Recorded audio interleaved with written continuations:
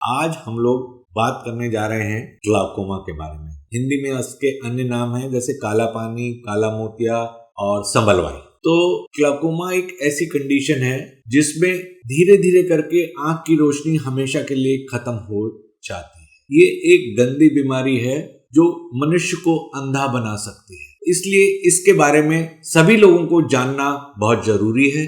ये दो प्रकार का होता है, एक प्राइमरी, एक सेकेंडरी। प्राइमरी का मतलब होता है किसी अन्य कारण के बिना आंख में काला पानी या काला मोतिया बन जाता है, और सेकेंडरी का मतलब है कोई आंख में अन्य बीमारी होती है, उसकी वजह से आंख में ग्लाउकोमा हो जाता है, तो वो उस कारण से होता है, इसलिए वो सेकेंडरी टू दैट डिजीज कहलाता है। इसको अगर आगे और समझने की कोशिश करें, ये दो प्रकार के होते हैं, एक ओपन एंगल, दूसरा क्लोज एंगल। एंगल एक आंख का वो कोना है जो ये हमारी ऊपर की पुतली और भूरे रंग की आइरिस के बीच में जो जगह होती है, वो एंगल होता है। तो अगर किसी कारण से वो बंद हो जाता है और उसकी वजह से काला पानी या ग्लाउकोमा होता है तो उसे क्लोज एंगल कहते हैं, और वो खुला होता है और तब भी हमारी आंख में प्रेशर बढ़ जाता है और ग्लाउकोमा हो जाता है तो उसे ओपन एंगल कहते हैं। तो ये तो मेजर क्लासिफिकेशन हो गया।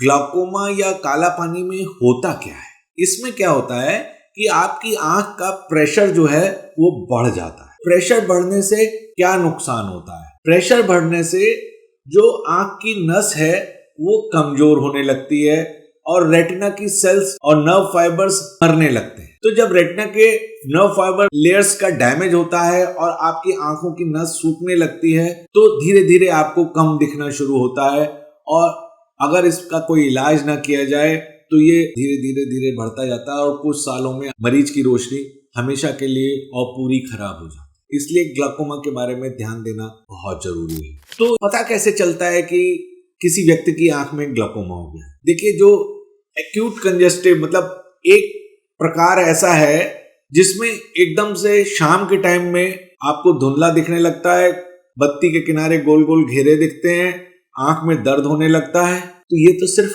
एक प्रकार है। और अन्य जितने भी प्रकार हैं उसमें क्या होता है कि धीरे धीरे प्रेशर बढ़ता है और धीरे धीरे मनुष्य की नस डैमेज होने लगती है और पता ही नहीं चलता।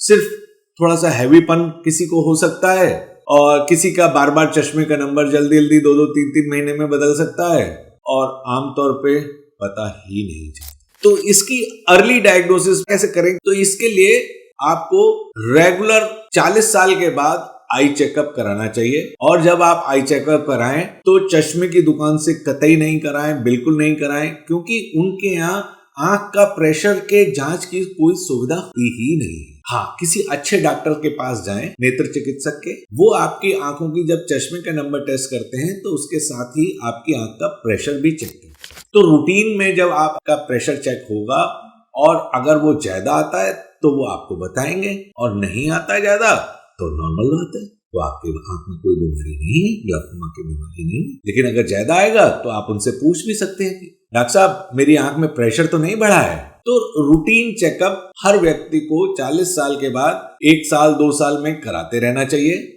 जिससे आपको पता चल सके कि आपकी आंख में कोई अन्य बीमारी तो नहीं बन रही है। तो ऐसा कोई व्यक्ति जिसके परिवार में किसी को ग्लाउकोमा हुआ है, उसको अपनी आंखों की रेगुलर जांच कराते रहना चाहिए, और स्पेसिफिकली डॉक्टर से, नेत्र चिकित्सक से, आई सर्जन से, आई स्पेशलिस्ट से पूछना होता है कि भाई मेरी आंख में काला पानी तो नहीं है। अब हम देखते हैं कि इसमें और क्या जांचें होती हैं। ग्लाउकोमा में कई प्रकार की जांचें होती हैं, जिसमें सबसे पहली जांच है आपकी निगाह की जांच, दूर की पास की रोशनी देखना है। दूसरी बात है आपकी आंख का प्रेशर कितना बढ़ा हुआ है। जब ज्यादा ग्लाउकोमा होता है तो ये 60-80 तक चला जाता है, लेकिन नॉर्मल प्रेशर कितना होता है? नॉर्मल प्रेशर आपका 20 मिलीमीटर ऑफ मर्करी से हमेशा नीचे ही होता है। तो जब भी आप प्रेशर की जांच कराएं और नॉर्मल रेंज में आए, 10 से 20 की नॉर्मल रेंज है तो ठीक है, और अगर बढ़ा हुआ आ रहा है तो भाई आपको और जांचें कराएंगे। और जांचों में क्या होता है, एक फील्ड की टेस्टिंग होती है,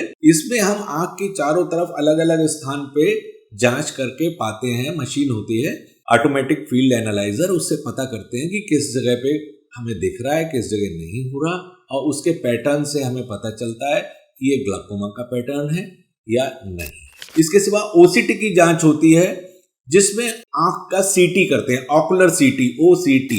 उससे हम पता करते हैं आंख की जो मेन नस है, ऑप्टिक नर्व जिसे कहते हैं, उसमें कोई डैमेज तो नहीं होगी। जो आंख की नर्व फाइबर लेयर्स चल रही हैं आंख के पूरे रेटिना में, उसमें कोई डैमेज तो नहीं होगी। इसके सिवा हमें पैकीमीट्री करके कॉर्नियल थिकनेस पता करनी होती है, क्योंकि जब अगर थिक एंड कॉर्निया है तो उसमें प्रेशर थोड़ा बहुत नॉर्मली भी बढ़ा रह सकता है। इसके सिवा हम फंडस फोटोग्राफी करते हैं और उसमें देखते हैं कि आंख की जो मेन नर्व हेड है, ऑप्टिक नर्व हेड कहते हैं जिसको, उसमें वेसल्स का पैटर्न क्या है। तो ये कुछ जांचें हैं जो हम ग्लाकोमा या काला पानी के मरीज में कराते। चलिए, अब जांच हो गई, अब इलाज के ऊपर चलते। तो ग्लाकोमा में 2 प्रकार से इलाज होता है, पहला दवाइयों के द्वारा और दूसरा ऑपरेशन।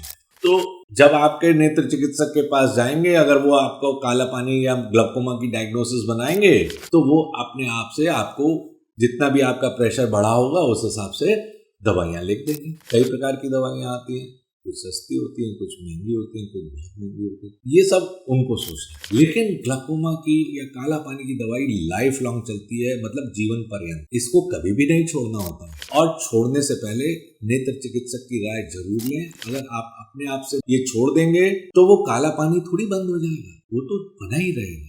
सिर्फ तभी तक बंद होता है जब तक आप दवा चला रहे हैं। अगर आपने एक दिन दवा नहीं डाली या एक टाइम दवा नहीं डाली तो उस समय भी आंख का प्रेशर बढ़ जाएगा और आंख को डैमेज करेगा। इसलिए वो दवा किसी प्रकार का भी नहीं छोड़। और अगर आपकी आंख का प्रेशर दवाइयों से कंट्रोल नहीं हो पा रहा है तो आपको इसका ऑपरेशन करना। कई प्रकार के ऑपरेशन हैं, लेजर से भी होते हैं और सर्जिकल ऑपरेशन भी होते हैं।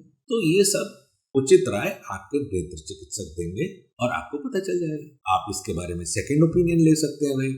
अब ग्लाकोमा के लिए एक बात खास है कि ग्लाकोमा के मरीज को इकट्ठे 1-2 लीटर पानी नहीं पीना चाहिए। जैसे कुछ लोगों की आदत होती है, सो के उठे 1-1.5 लीटर पानी पी लिया, नहीं, क्योंकि एकदम से ज्यादा पानी पीने से आंख का प्रेशर बढ़ जाता है और जिसके ग्लाकोमा है उसकी आंख में नुकसान। और खाने पीने की किसी अन्य चीज से ग्लाकोमा या काला पानी पे कोई असर नहीं। तो इसलिए आप ये चाहें कि मैं ये ना खाऊं, वो ना खाऊं, ये ना करूं, वो ना करूं, ऐसा कुछ। ग्लाकोमा के इलाज के लिए कोई एक्सरसाइज भी नहीं, लेकिन जो एक्सरसाइजेज आंख में प्रेशर बढ़ाती हैं, जैसे आप सांस रोक के बहुत जोर से प्रेशर लगाएं आंखों की तरफ, तो ऐसी नहीं करनी चाहिए, क्योंकि उससे आंख का प्रेशर बढ़ने से आपको ग्लाकोमा में नुकसान हो। मैं आशा करता हूँ मैं आपको काफी चीजें बता सका हूँ ग्लाकोमा के बारे में, आपकी शायद सारी क्वेरीज का जवाब दे सका हूँ। अगर आपको कुछ और पूछना है तो नीचे कमेंट बॉक्स में लिखकर मुझे कमेंट डालिए कि आप क्या जानना चाहते हैं, मैं उसका